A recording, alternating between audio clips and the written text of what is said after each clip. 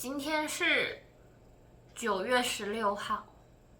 现在都还一直在做前期制作，可能会一直做到下个月。加油！加油！加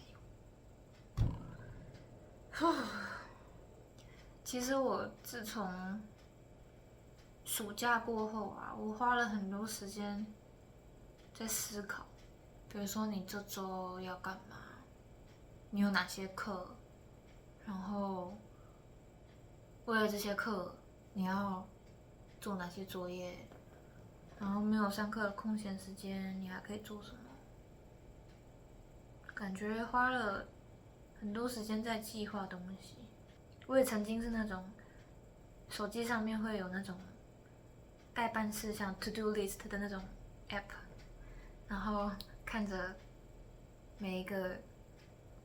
框框都被勾选起来，就是这件事情已经做完了，然后就觉得很满意的一个人。我是这样子的人。从国中的时候就是这样子。然后最近还有一个喜好是听时钟的声音，我的时钟挂在那边。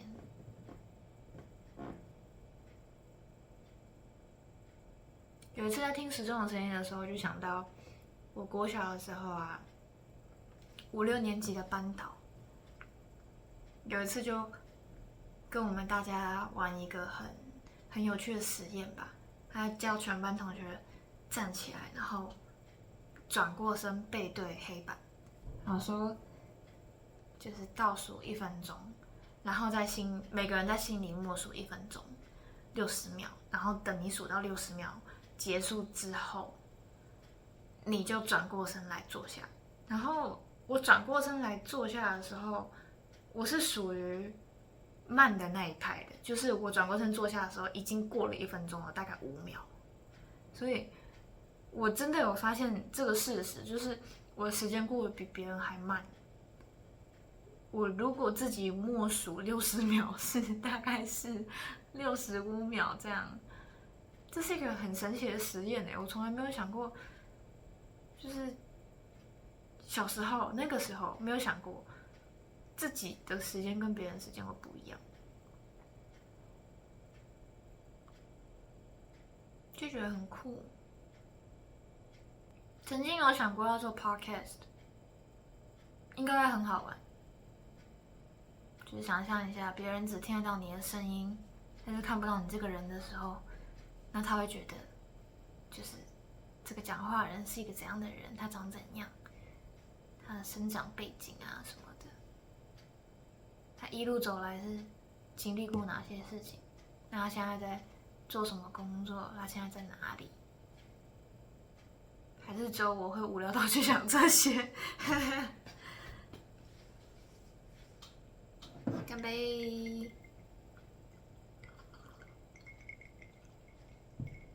时钟的声音好大声。其实就这样听着时钟的声音也不错，对吧？温哥华这个城市呢，你会在最热闹的 downtown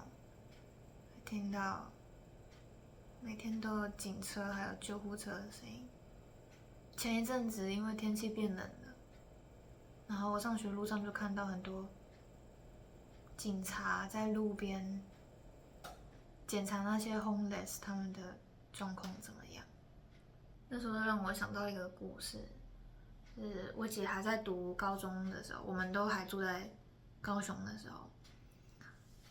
我妈载我姐上放学，然后他们经过某一个路段的时候，常常会看到一个流浪汉。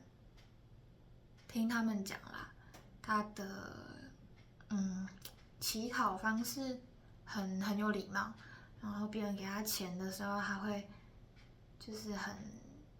有礼貌的跟他说谢谢。就是他们说他看起来不像是那种，他看起来不像流浪汉，他看起来很像有点像投资失利的那种，读过书的那种商业的人士吗？老板那种，就是感觉他不太像是普通的流浪汉，感觉他是有背景的流浪汉。然后他们说，在有一年冬天寒流来的时候，看到很多警察聚在那个地方，就是有警察聚在那个地方，然后就是有听到有人说，就是好像冻死了这样子。我就那时候，现在在温哥华上学那时候，看到流浪汉也想到这件事情，觉得自从上次拍完影片之后，我其实没有太多时间在跟自己对话，有点忘记自己脑袋在想什么了，就是好像还是要透过讲一讲、说说话这种方式，才会让自己比较了解到啊，我现在在做什么，我想做什么。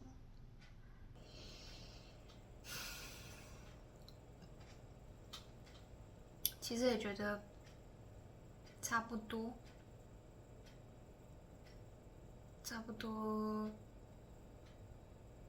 都知道方向要往哪里走了，然后，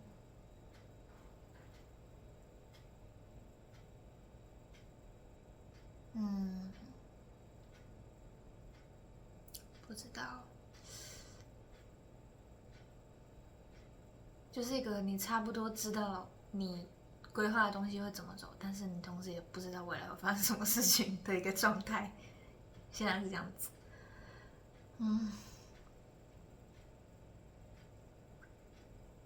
计划好的事情反正就可以改变了，对吧？来温哥华已经不知不觉的要5个月吗？6、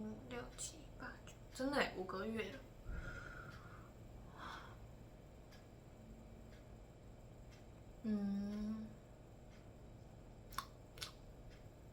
在这里许下愿望，就是未来只会越来越好，大家的未来都只会越来越好。今天的记录就到这边，拜拜。